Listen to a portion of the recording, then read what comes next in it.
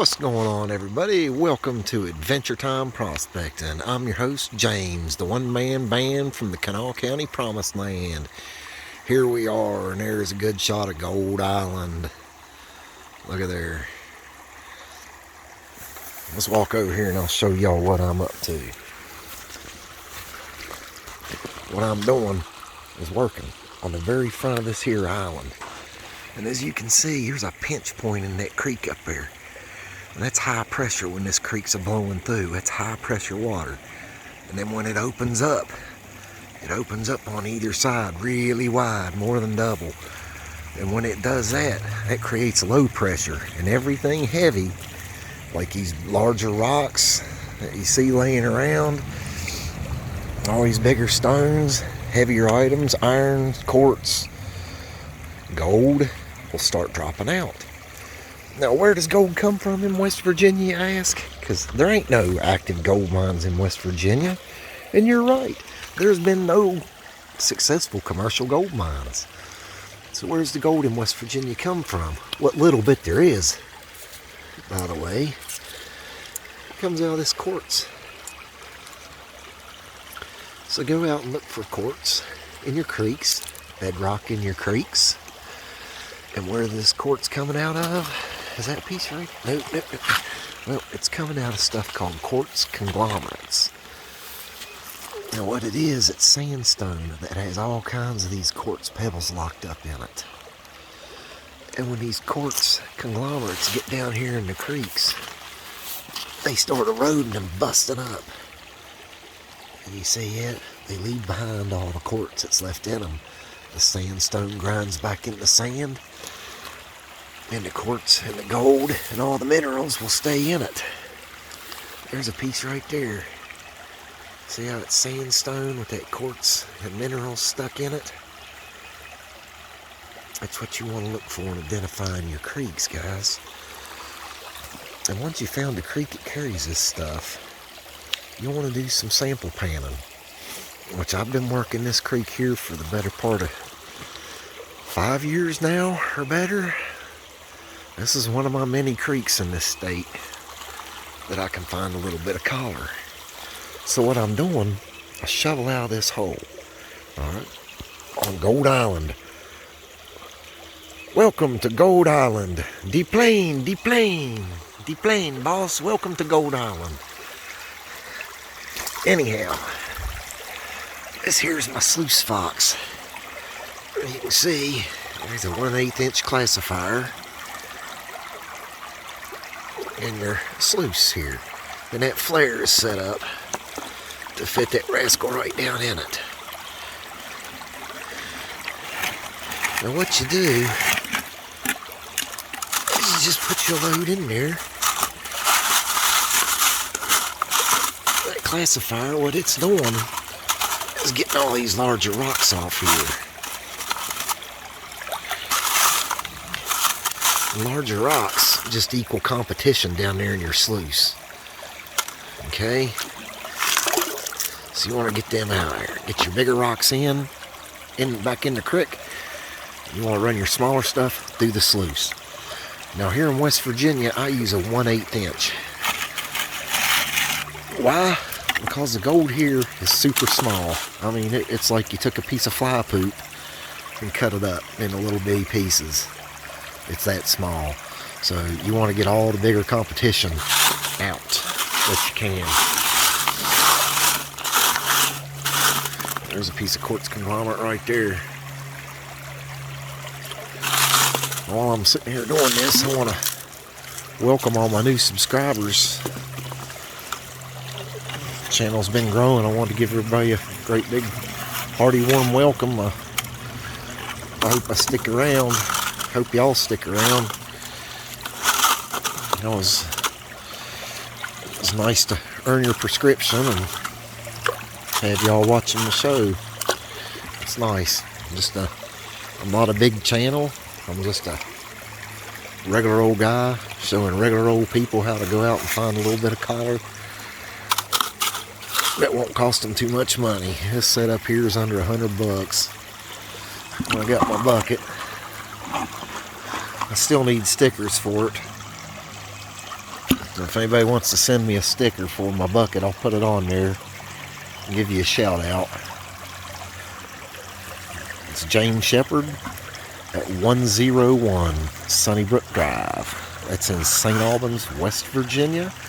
The zip code is 25177. Anyhow, that's how y'all can get me a sticker for my bucket. I'll put it on there for sure. Anyhow, I'm gonna get back to running some of this stuff. I'll check back in with y'all here in a little bit.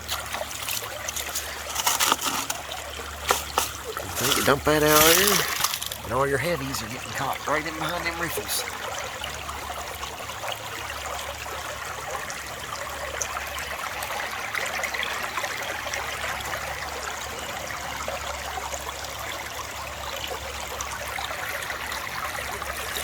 Right there is called a sluice fox with a speed flare. Check back with y'all here directly. Man, it's gorgeous out here. Absolutely beautiful. Just want to make a quick little point, y'all. Here in your classifier, right here. That's what you want to look for. Look at there. A little fossil. A little piece of fossilized wood.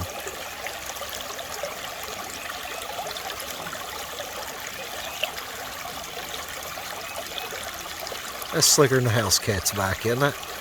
Ha! Back you go. Quartz. Quartz. Very important. Look at this. Heavy pieces of iron ore. Good stuff. Broken, rusted, mineralized quartz. It's good stuff. You can see my tailings have a lot of quartz in them.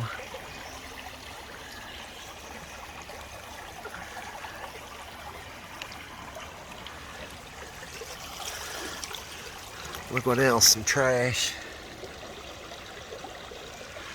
Little bitty washer. So I'm getting trash out of the creeks too. You always try to pack out trash. Always pack out more than you pack in. Always, always. Don't ever leave trash just laying. Take it home with you. If you didn't bring it and it's within reason, try to pack it out with you.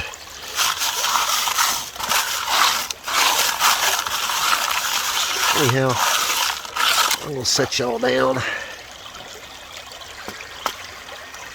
That's a nice clear one, ain't it?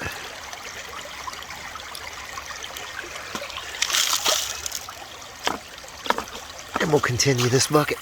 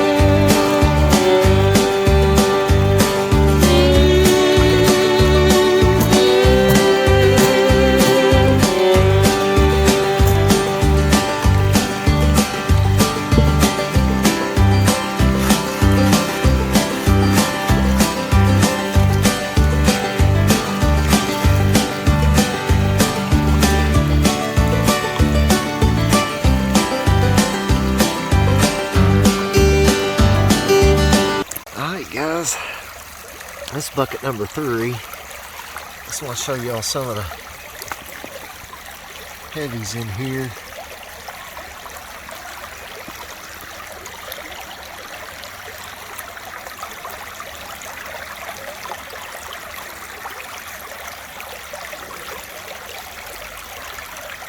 It's a lot of hematite and ironstone in there, so it's good so far. So let's keep on going. We'll check them back in a bit. Alright y'all, that there is bucket number 5. Bucket number 5, yeah! I'm gonna finish that puppy up.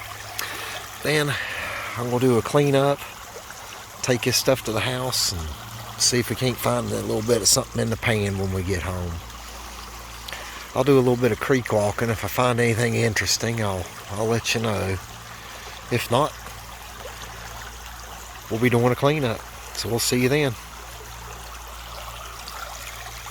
Alright guys, my bike says it's been enough.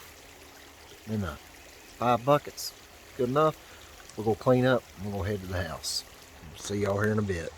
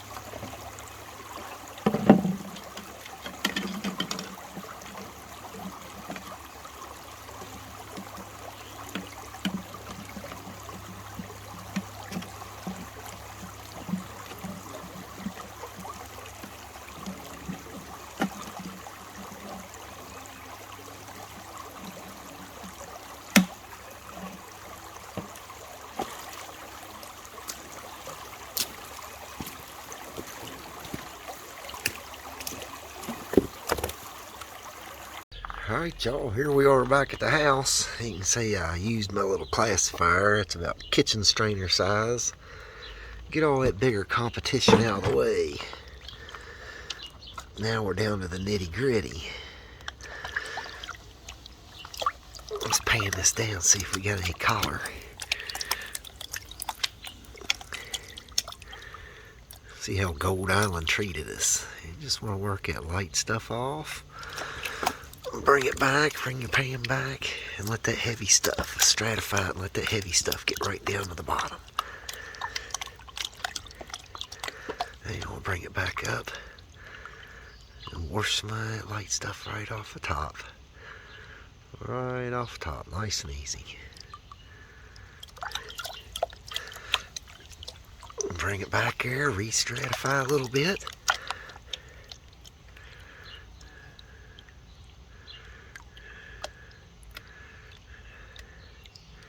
Keep it going. I'll whip this down a little bit. and I'll bring y'all right back.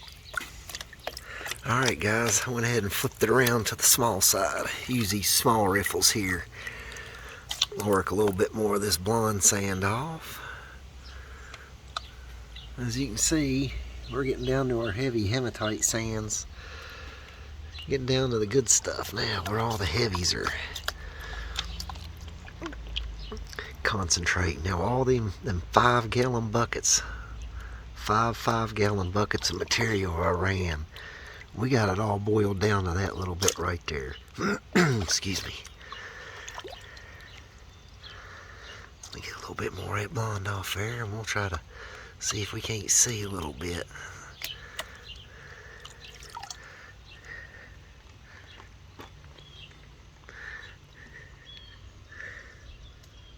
Oh yeah, there's some little specks of showing up. Right in there. A couple of them. Alright, there's some more. Yep, there's another one. Alright, let me clean this up and tap them up, and I'll be right back with y'all. Alright folks, as you can see, here's all your, what's left of the blonde sands, the heavy hematite sands. And look at that gold, guys. I mean, holy cow. That's from West Virginia. That's off of Gold Island. Holy cow. Let me get this in the shade. Or I got it floating around in this tub of water. Let me see if I can't get it to where it'll show up a little bit better.